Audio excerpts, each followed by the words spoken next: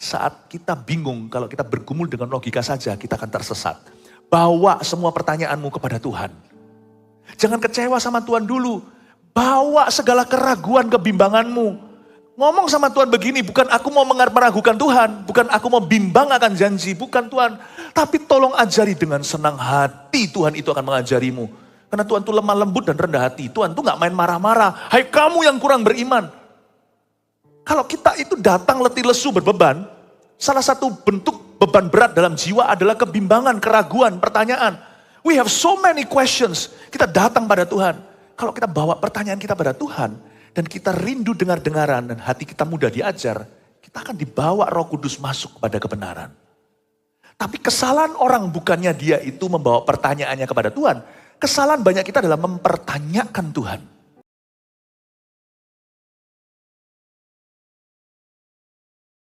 Tuhan, terima kasih dari hati kami yang paling dalam dan tulus hati kami berkata thank you. Engkau datang untuk menyelamatkan dunia dan kami dahulu yang diselamatkan sebelum orang lain yang masih tersesat hari ini. Kami menjadi nama-nama pertama yang ditulis dalam kitab kehidupan. Terima kasih Engkau mengingat kami. Ajari kami untuk mengingat orang lain pula. Kami berdoa di hari Natal ini. Supaya orang-orang baru yang belum kenal Yesus, mereka akan mengenal Tuhan lewat ibadah kami. Dan orang-orang lama yang telah lari dari hadirat Tuhan, yang sudah mundur kerohanian supaya bisa kembali. Bapa, thank you for sending your son. Makasih Engkau mengutus anakmu Yesus Kristus bagi kami. Tak akan kami lupa selama-lamanya kasih-Mu yang tak terhingga itu. Yesus, kami bersyukur kepadamu. Sampaikan sabdamu ya Tuhan Yesus, firman-Mu. Kami mau mendengarkannya. Urapi hamba-hambamu yang menyampaikannya. Sembunyikan di balik salib-Mu selalu. Di dalam nama Tuhan Yesus, haleluya. Yang percaya katakan, amin. Berikan tepuk tangan untuk Tuhan. Buka bersama dengan saya di Lukas pasal 1 ayat 26 sampai 38. Siapa di sini pernah sekali-kali bingung? Bingung akan rencana Allah. Tuhan ini maunya gimana sih? Coba jujur, siapa yang pernah bingung? Saya juga pernah bingung. Kalau kita nggak pernah bingung berarti kita maha tahu dong. Bukan hanya Tuhan, kadang-kadang kita mempertanyakan kehidupan. Aku ini mau dibawa kemana dalam hidup ini? Kenapa yang aku usahakan sejauh ini kok banyak gagalnya? Kenapa aku jatuh bangun? Kita pasti pernah kebingungan. Kebingungan juga bisa terjadi saat-saat kita merasa Tuhan kok diam saja. Apalagi ketika melihat kita sengsara atau dalam penderitaan. Di mana Engkau Tuhan? Where are you when I need you the most? Di manakah Engkau ketika aku paling membutuhkanmu? Just because He's quiet. Hanya karena Dia diam saja bukan berarti Dia tidak ada. Ketahuilah bahwa aku adalah Allah. Diamlah dan ketahuilah bahwa aku adalah Tuhan. Tuhan tuh gak pernah meninggalkan anak-anaknya. Dan saya akan ajak kita untuk menelusuri satu cerita bagaimana seorang wanita bernama Maria pasti kebingungan luar biasa. Dan bukan hanya itu, kalau kita tahu background story-nya, dia juga dalam bahaya. Zaman itu ada satu hukum religi, kalau seorang perawan hamil sebelum dia nikah, dia harus dirajam menurut hukum Musa. Mari kita baca sekarang, Lukas 1 ayat 26 dulu. Pemberitahuan tentang kelahiran Yesus. Dalam bulan yang ke-6, Allah menyuruh malaikat Gabriel pergi ke sebuah kota di Galilea bernama Nazaret. Kepada seorang perawan yang bertunangan dengan seorang bernama Yusuf dari keluarga Daud. Nama perawan itu Maria. Ketika malaikat itu masuk ke rumah Maria, ia berkata, "Salam hai engkau yang dikaruniai. Tuhan menyertai engkau." Maria terkejut mendengar perkataan itu. Lalu bertanya di dalam hatinya, apakah arti salam itu? Kata malaikat itu kepadanya, "Jangan takut hai Maria, sebab engkau beroleh kasih karunia di hadapan Allah.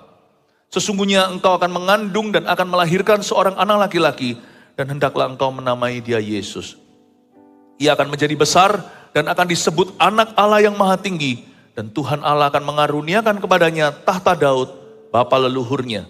Dan ia akan menjadi raja atas kaum keturunan Yakub sampai selama-lamanya, dan kerajaannya tidak akan berkesudahan. Ayat 34, kata Maria, cengli sekali, masuk akal.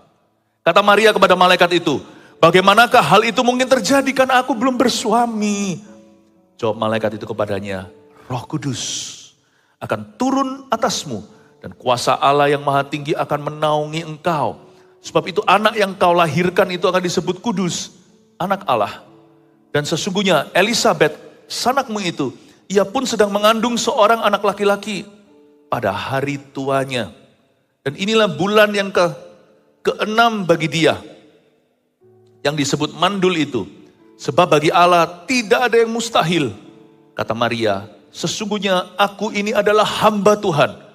Jadilah padaku menurut perkataanmu itu. Lalu malaikat itu meninggalkan dia.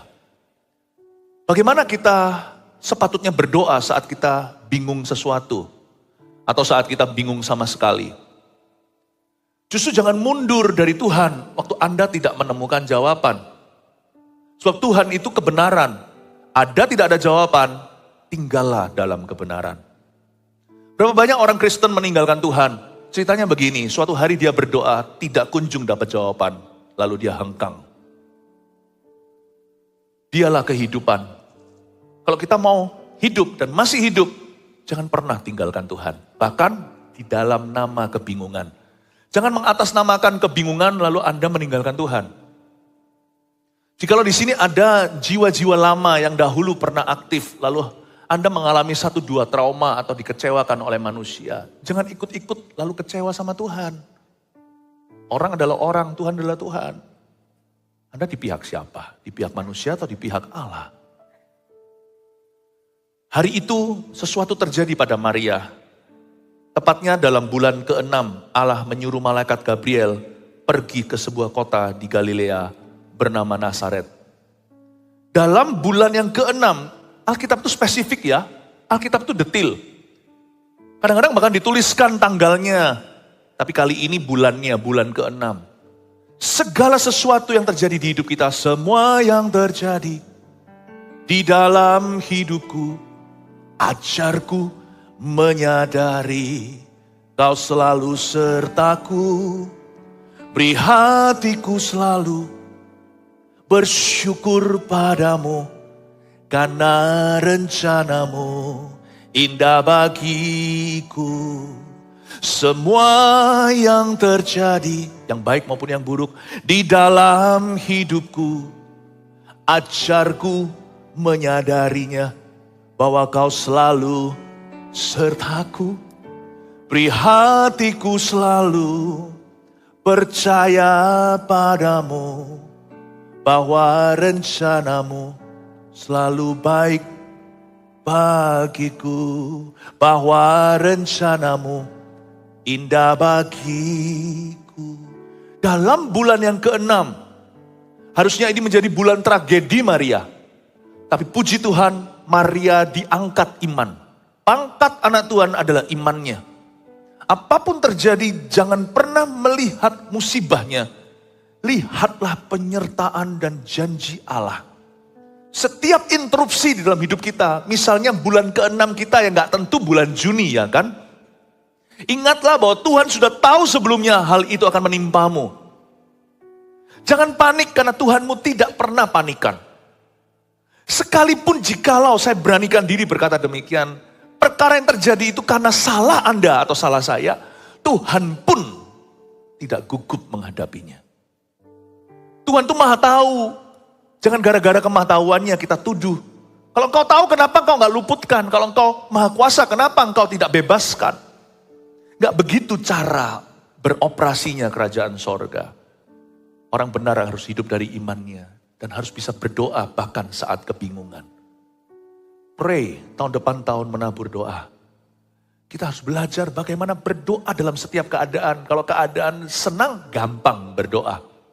Tapi keadaan susah itulah susah berdoa. Dalam bulan yang ke-6, ada penentuan Allah dalam kehidupan kita setiap bulan, setiap tanggal, setiap hari, setiap detik, setiap menitnya. Belajar untuk berjalan dalam tuntunannya. Gabriel pergi ke sebuah kota di Galilea bernama Nazaret. kepada seorang perawan yang bertunangan dengan seorang bernama Yusuf dari keluarga Daud. Nama perawan itu Maria. Bolak-balik disebut perawan-perawan dalam ayat 27 untuk menekankan bahwa dia sungguhan perawan waktu dia hamil. Kelihatan ajaib ya di mata kita. Bagi orang dunia yang gak punya iman, mereka ini anggap dongeng cerita, mana mungkin. Tapi kita orang yang beriman, kita tahu tiada yang mustahil bagi Tuhan. Tapi pernahkah kita ini lepas debat dengan orang dunia, percaya gak percaya, tanya perasaan Maria. Betapa bingungnya, dia itu umurnya kurang lebih, kita gak tahu pasti. Tapi zaman dulu orang menikah muda, jadi sangat mungkin dia itu baru umur 16-an. Bagaimana seorang teenager, belum youth lagi, dia baru anak baru gede, remaja, ditimpa musibah gini dan dia tahu hukumnya. Hukum Taurat mengatakan harus dirajam. Lalu dia gimana ngomong sama Yusuf, kekasih hatinya. Sup, aku hamil. Yusuf berkata, aku gak pernah jamah kamu kok kamu bisa hamil. Coba bayangkan kebingungannya. Saya percaya semua ombak badai kepanikan menimpa benak pikiran. Saya yakin si perawan ini namanya Maria pasti ketakutan. Tapi sebelum itu belum diberitahukan apa sebenarnya kabar baik itu. Ketika malaikat itu masuk ke rumah Maria ayat 28, ia berkata, salam hai engkau yang dikaruniai, Tuhan menyertai engkau. Sebelum satu pencobaan datang, ingatlah Tuhan sudah menyalamimu. Tidak ada satu hal yang kita bisa alami yang melampaui kekuatan kita. Sebab sebelum kita akan diuji imannya, kita sudah dikaruniai. Tahukah Anda punya sumber gudang kekuatan sebelum Anda masuk ujian. Tuhan gak pernah menguji kita tanpa lesi kita dulu. Gak fair kan kalau guru tiba-tiba kuis, tapi gak pernah diajarkan, textbooknya pun gak ada. God is not like that. Jadi sebelum yang namanya malaikat itu memberitahukan kabar beritanya, malaikat itu mengucapkan salam Maria. Salam, hai engkau yang dikaruniai, Tuhan menyertai engkau. Kata engkau yang dikaruniai itu, you who have received grace.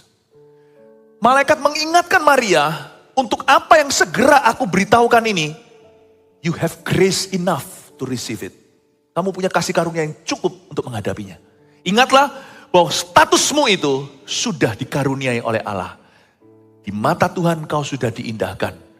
Apapun yang kau perlukan, rasa takut dan sebagainya, sudah ada vaksinasinya.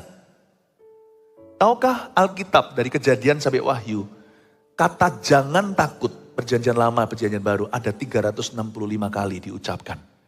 Sebelum kita menginjakkan kaki ke Happy New Year 2023, sadarilah bahwa tiap hari Tuhan sudah netralkan rasa takutmu. Sudah ada kasih karunia untuk menyertaimu dalam waktu suka, kasih karunia untuk menyertaimu dalam waktu duka. Waktu suka, kasih karunia itu membantumu untuk tidak lupa Allah. Tidak seperti 9 orang kusta yang tidak kembali lagi setelah sembuh. Tetapi untuk masa-masa dukamu, Tuhan sudah sertakan kasih karunia cukup untuk melalui lembah-lembah ujian imanmu. Kadang-kadang Tuhan luputkan kita sama sekali dari penderitaan. Tuhan luputkan, tapi terkadang Tuhan tidak meluputkannya, tapi Tuhan menyertai kita agar kita tabah melalui lembah apapun juga. Pokoknya saya tahu, next year tahun depan ini, every day, satu hari demi satu hari, tiap hariku tahun depan ini, sudah ada Tuhan berjalan di depan. Saya tidak takut bahaya, sebab Tuhan beserta, tongkat dan gadanya menyertai kita. Haleluya, kasih tepuk tangan untuk Tuhan. Saya suka sekali, Salam Maria ini bukanlah sebuah doa yang patut kita panjatkan secara hafalan. Salam Maria ini mengingatkan kita sebuah kebenaran bahwa sebelum Maria harus menghadapi sesuatu yang besar ini, dia sudah dikaruniai kekuatan untuk menghadapinya. Salah satu karunia Tuhan itu terjadi cukup jauh, berapa mil jauhnya. Berupa seorang sepupu jauh. Usianya seperti tantenya. Tuhan sudah memberi karunia pada Maria. Karena sebelum dia masuk ke dalam tantangan, ada orang lain yang sudah mengalaminya. Sama namun berbeda. Jangan pernah mengira bahwa problema yang Anda hadapi itu satu-satunya di seluruh bumi. Di dalam gereja kita ada orang yang pernah ngalami itu, mirip sih. Gak ada orang yang punya masalah yang sama seperti sidik jari kita berbeda.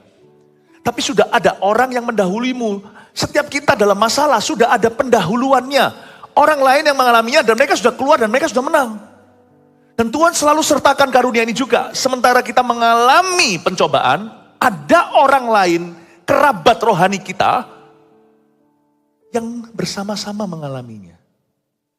Tahukah Anda tidak pernah diizinkan menjadi yatim piatu rohani? Tidak pernah satu orang pun di antara kita itu diizinkan untuk mengalami apapun sendirian. We are in a kingdom. Kita ini berada dalam satu kerajaan. Kerajaan itu lebih dari 1-2 orang.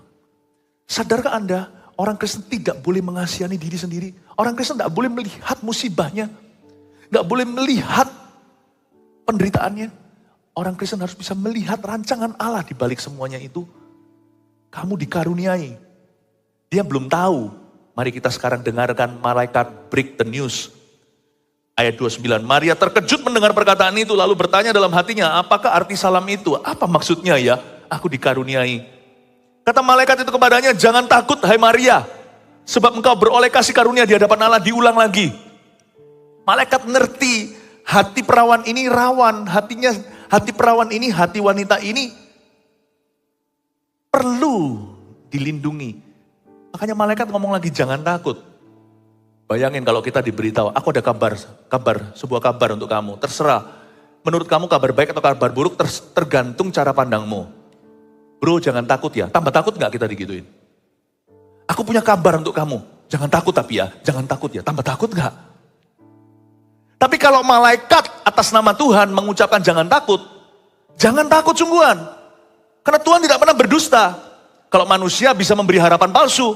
Tuhan gak pernah kasih kita anestesi atau obat bius. Kalau Tuhan bilang jangan takut, jangan takut. Kalau Tuhan berkata takutlah, maka takutlah.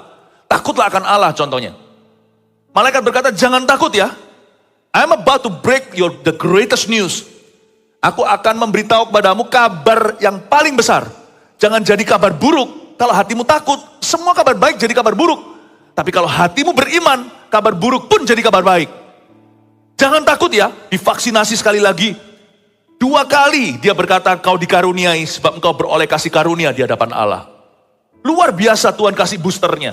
Sesungguhnya engkau akan mengandung dan akan melahirkan seorang anak laki-laki dan hendaklah engkau menamai dia Yesus. Ayat 32, pingsanlah Maria. Enggak ya. Enggak ada ayatnya pingsanlah Maria. Waktu ayat 31, malaikat memberitahu kamu akan mengandung. Orang Malaysia katakan alamak.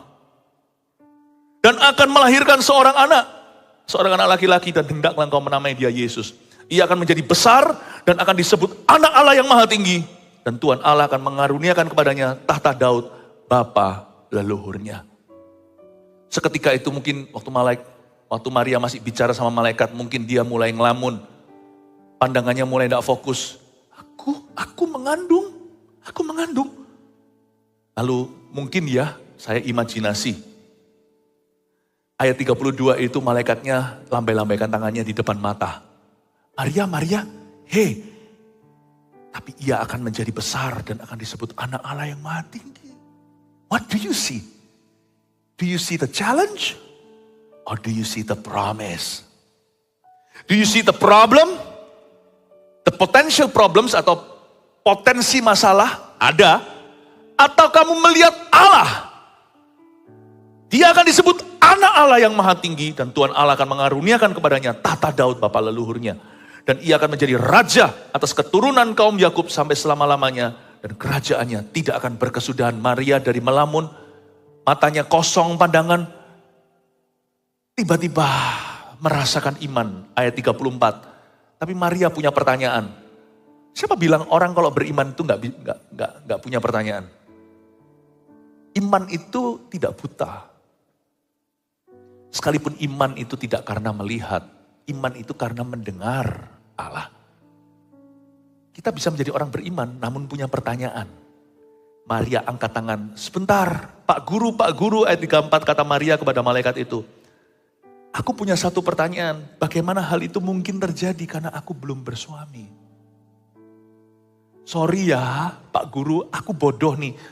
Ini bukan sarkastik ya. Sorry ya malaikat, maaf aku ini naif. Tolong beritahu aku rumusnya gimana, aku itu belum bersuami. Ini kan masuk akal atau cengli. Dia tanya, loh Anda berkata saya akan mengandung, tapi saya ini belum nikah. Bagaimana hal itu mungkin terjadi karena aku belum bersuami? Maria bergumul dengan logika. Sangat normal dan lumrah. Saat kita bingung, kalau kita bergumul dengan logika saja, kita akan tersesat. Bawa semua pertanyaanmu kepada Tuhan. Jangan kecewa sama Tuhan dulu. Bawa segala keraguan, kebimbanganmu. Ngomong sama Tuhan begini, bukan aku mau meragukan Tuhan. Bukan aku mau bimbang akan janji, bukan Tuhan. Tapi tolong ajari dengan senang hati, Tuhan itu akan mengajarimu. Karena Tuhan itu lemah lembut dan rendah hati. Tuhan itu gak main marah-marah. Hai kamu yang kurang beriman. Kalau kita itu datang letih lesu berbeban, salah satu bentuk beban berat dalam jiwa adalah kebimbangan, keraguan, pertanyaan. We have so many questions. Kita datang pada Tuhan. Kalau kita bawa pertanyaan kita pada Tuhan, dan kita rindu dengar-dengaran, dan hati kita mudah diajar, kita akan dibawa Roh Kudus masuk kepada kebenaran. Tapi kesalahan orang bukannya dia itu membawa pertanyaannya kepada Tuhan. Kesalahan banyak kita adalah mempertanyakan Tuhan. Beda loh. Do ask God, but do not question God. Silakan monggo silakan bawa pertanyaan. Silakan tanya pada Tuhan kalau ada sesuatu gak jelas. Kecuali kalau pertanyaan kita adalah untuk mencobai Tuhan. Kalau memang Tuhan itu betul, kenapa dinosaurus berapa juta tahun? Ayah, kayak anak kecil aja. Kalau kita tanyanya itu hanya karena penasaran atau curiosity, kita tanyanya itu pada Tuhan itu untuk mencobai. Pertanyaan-pertanyaan yang sifatnya bukan sesuatu yang kita butuhkan, tapi sesuatu yang kita cari-cari. Yang pertanyaan seperti itu gak akan berkenan, percayalah saya. Gak akan dapat jawabannya. Kalau kita mau selidiki seluruh Alkitab dulu baru kita percaya sama Tuhan, kemungkinan besar kita tidak akan percaya, berakhir Farisi dan ahli Taurat. Membawa pertanyaan pada Tuhan itu tricky. Tergantung motivasi. Tidak semua pertanyaan akan dijawab Tuhan. Dan kalau kita mempertanyakan Tuhan apalagi, sebagian kita itu frustrasi rohani mau tahu kenapa. Karena kita memberhalakan satu pertanyaan, why atau mengapa. Nah pertanyaan why tidak selalu dijawab Tuhan, kadang-kadang dijawab oleh Tuhan.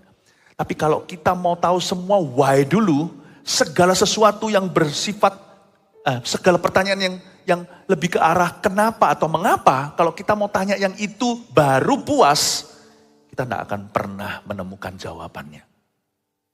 Maria tidak tanya why, mengapa? Dia tanya how, bagaimana? Dia nggak mempertanyakan kebijakan Tuhan lewat malaikatnya. Dia hanya minta edukasi lebih. Dia minta agar dia diberikan pendidikan. Dikasih ekstrakurikuler les privat sama malaikat. Please teach me how. Yang gini Yesus selalu menjawab. Tuhan Allah kita selalu berkenan untuk menjawabnya. Seperti seorang ayah yang berdoa kepada Tuhan waktu Tuhan Yesus jalan. Tuhan kalau engkau bisa lakukan sesuatu, sembuhkan anakku. Lalu Tuhan menoleh ke dia dan berkata, kalau engkau bisa, ya ada mustahil bagi orang percaya. Langsung dia tertemplak. Dia tertegur dan tersindir oleh perkataan Yesus. Langsung dia merendahkan hatinya. Dia berkata, maksudku bukan mempertanyakan Tuhan, bisa atau gak bisa, maafkan aku Tuhan, aku orang yang kurang beriman. Aku percaya, tolong aku yang kurang percaya ini. Lalu Tuhan ajari dia. Kalau kita rendah hati datang pada Tuhan membawa pertanyaan kita, Tuhan selalu jawab kok. Salah satu wujud beban dalam jiwa adalah pertanyaan yang tidak kunjung terjawab dalam hidup ini. Tapi kalau bingungmu itu karena mengejar jawaban pertanyaan mengapa, good luck, God will not answer you. Karena kita main-main dengan kedaulatannya.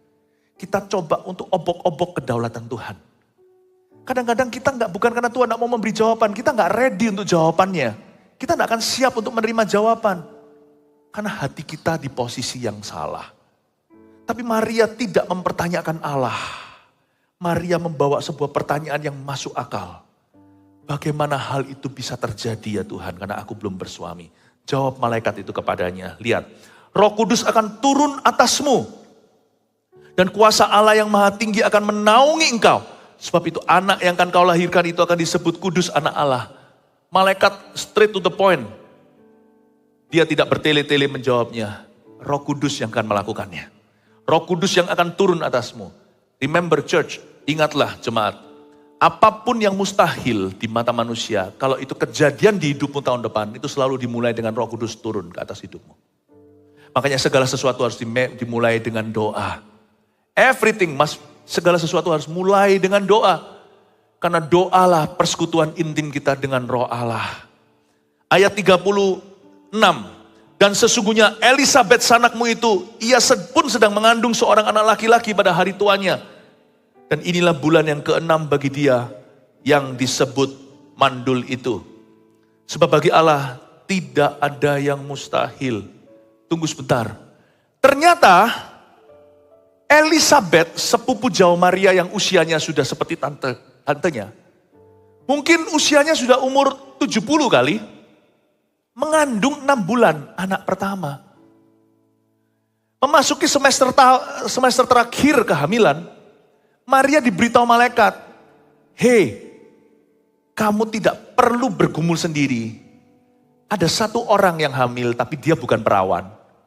Sama mustahilnya karena dia sudah umur 70-an. Roh Kudus beri kekuatan kepada suami istri itu, yaitu Zakaria dan Elisabet, untuk melahirkan anak pertama kalinya.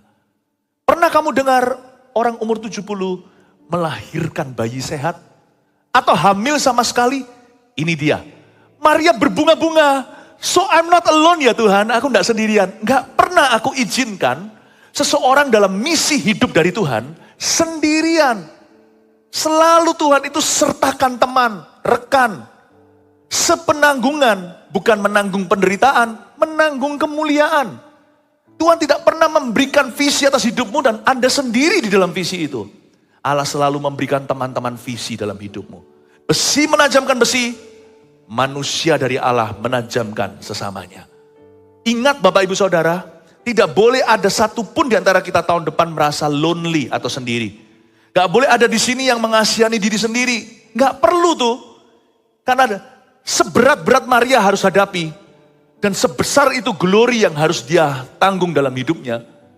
Dia berkata, aku sudah memberikan mujizat yang sama kepada cousinmu. Nanti Yesus yang dilahirkan itu, dia juga gak mulai dari nol. Nanti older cousinnya, second cousin berarti sepupu lebih jauh. Yesus dan Yohanes Pembaptis itu kerabat. Yohanes Pembaptis 6 bulan lebih tua dari Yesus, setengah tahun lebih dewasa. Dia akan mempersiapkan jalan. Even anak Allah, Yesus Kristus pun tidak dibiarkan babat Allah sendirian. Jadi waktu Anda bingung, jangan cari orang yang sama-sama bingung. Carilah orang-orang yang pernah bingung, tapi mereka sudah menang. Kalau Anda kepahitan, jangan cari orang-orang yang kepahitan. Nanti gosip semuanya. Mereka bersatu, itu bukan persatuan. Persatuan orang-orang yang pahit hati adalah persatuan karena mereka semua punya common enemy atau punya musuh yang sama.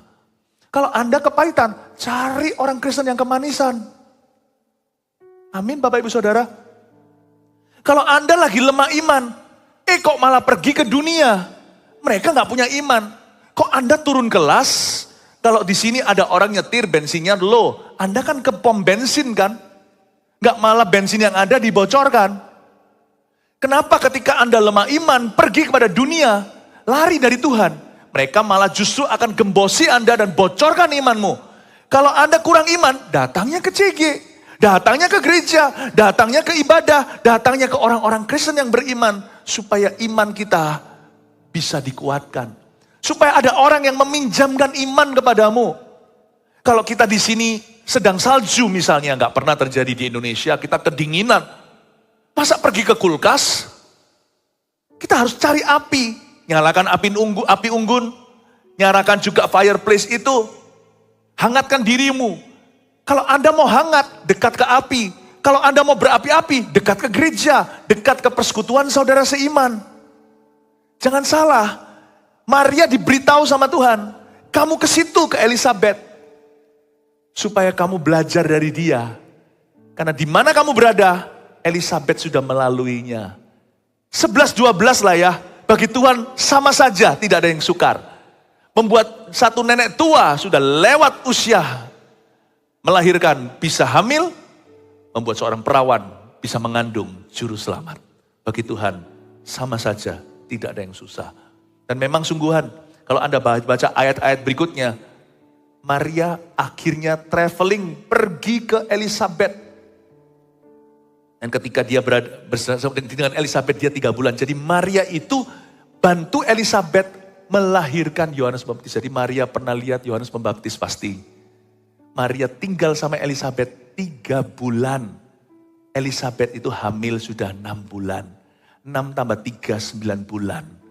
Pasti gak mungkin Maria berkata bye-bye dulu. Tanggunglah tinggal tunggu 1 minggu. Pasti Maria itu tinggal lebih lama untuk bantu persalinan. Selama 3 bulan itu Elizabeth dihibur oleh Maria. Oh ternyata aku juga gak sendirian toh. Ada kamu. Waktu Maria masuk menginjakkan kaki dan mengucapkan salam kepada Elizabeth. Bayi di dalam kandungannya itu melonjak. Melonjak bahagia. Yohanes Pembaptis penuh Roh Kudus saat Maria menginjakkan kaki ke rumahnya. Wow, Elizabeth senang sekali. Inilah ibu juru selamat. Saya percaya cewek sama cewek, perempuan kalau sampai malam-malam kongko-kongko pasti lama. Saya bayangkan mereka kongko apa ya, Maria sama Elizabeth.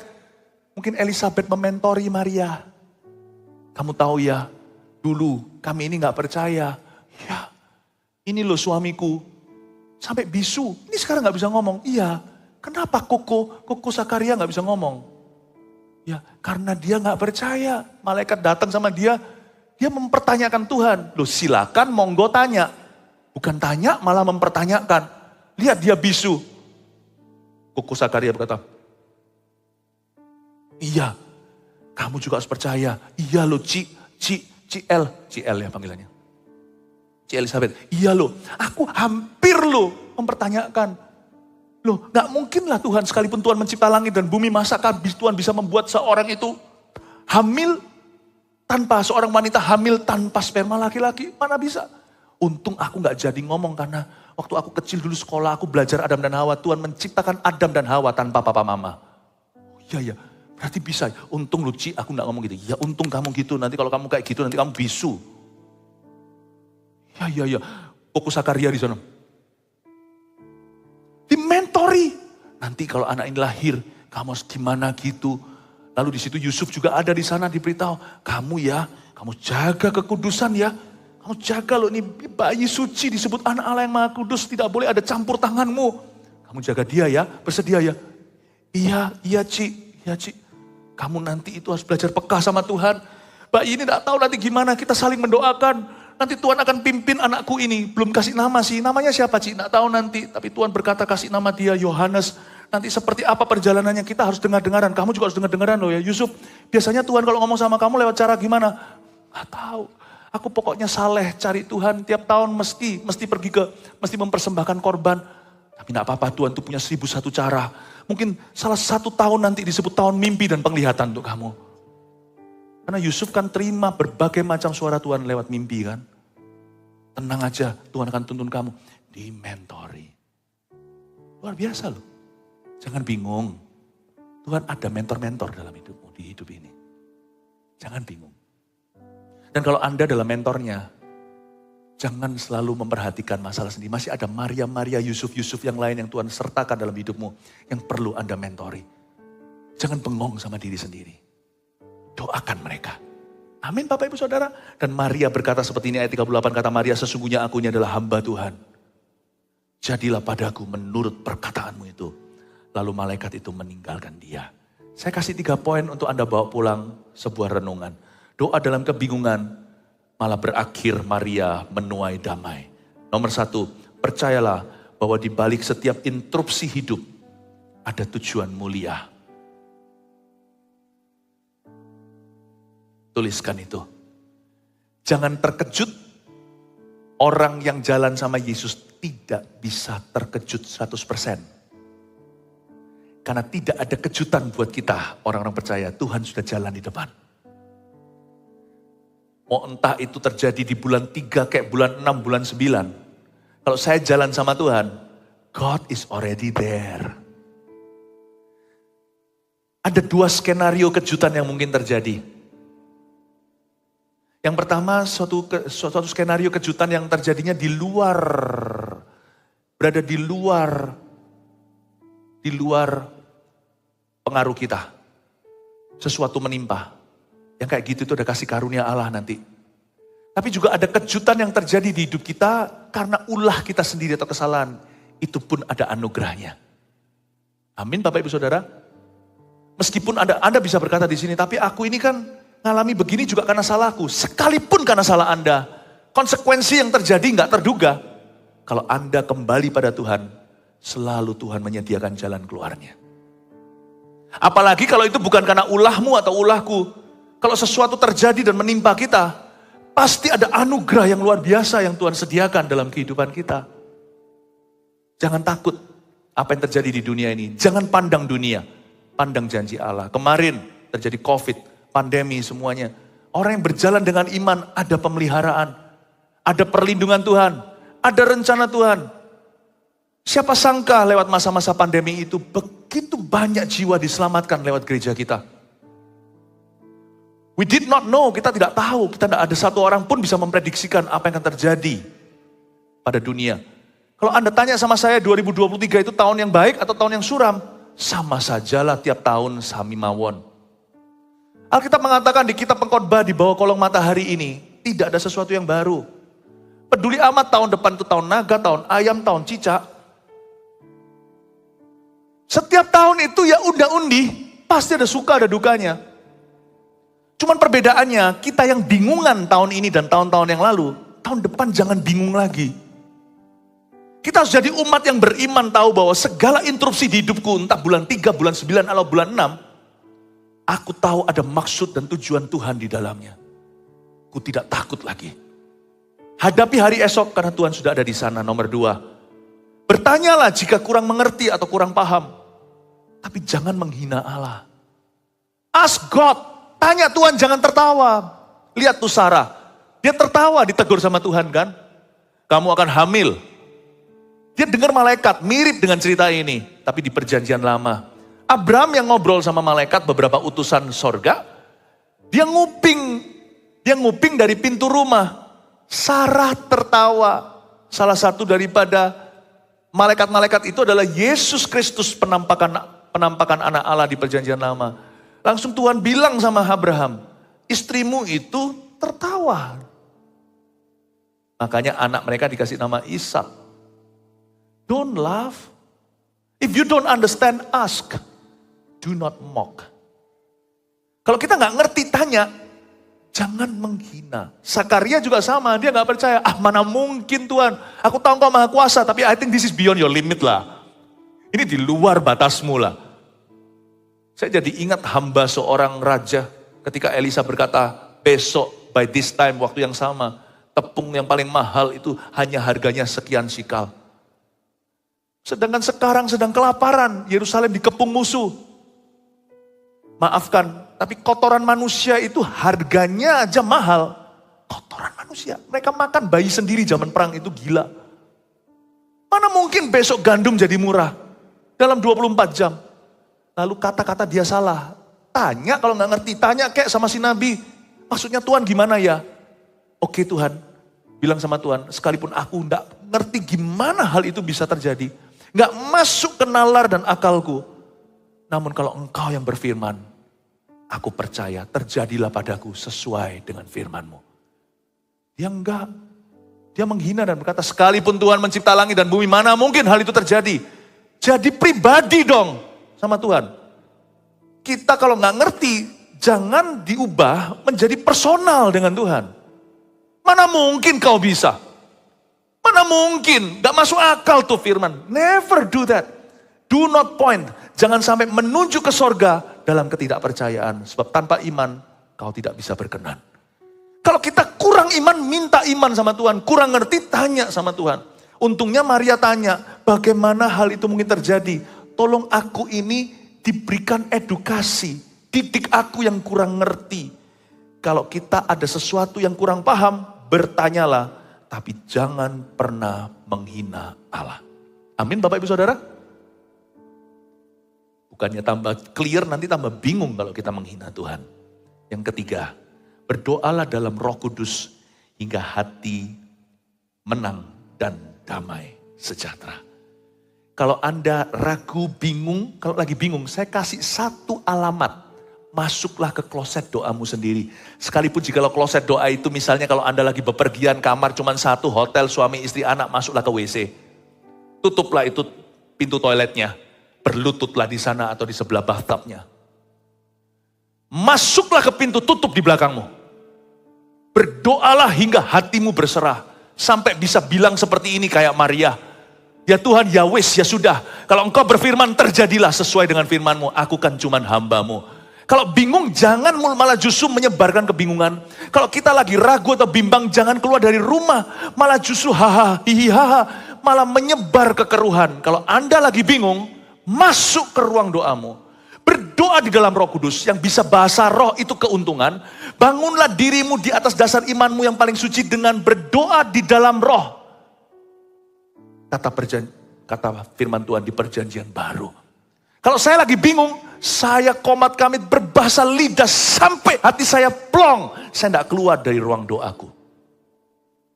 Sampai hati saya berserah, sampai hati saya menang, sampai hati saya damai sejahtera. Hari itu Maria tidak mengizinkan malaikat itu pergi. Sampai kalimat ini, sesungguhnya aku ini adalah hamba Tuhan, jadilah padaku menurut perkataanmu itu. Lalu malaikat itu meninggalkan dia. Do not leave God's presence when you are confused. Waktu Anda bingung, jangan tinggalkan hadirat Allah sampai hatimu tembus dan menang. Puji Tuhan untuk bahasa lidah. Bahasa lidah adalah doa yang paling ampuh saat kita kebingungan. Karena waktu otak kita melawan, roh kita tambah kuat. Waktu roh kita semakin kuat, lebih kuat daripada otak kita, otak jasmani kita. Biasanya ujungnya pembaharuan akal budi terjadi. Waktu kita buka firman, lebih mudah menerima dan kita dicuci bersih. Otak kita yang melawan itu akhirnya tunduk pada firman Allah. Bapak Ibu Saudara, doa dalam kebingungan dan menuai damai. Percayalah bahwa di balik setiap interupsi hidup ada tujuan mulia. Bertanyalah jika kurang mengerti, tapi jangan menghina Allah. Berdoalah dalam Roh Kudus hingga hati menang dan damai sejahtera. Mari kita semua bangkit berdiri. Tuhan Yesus memberkati.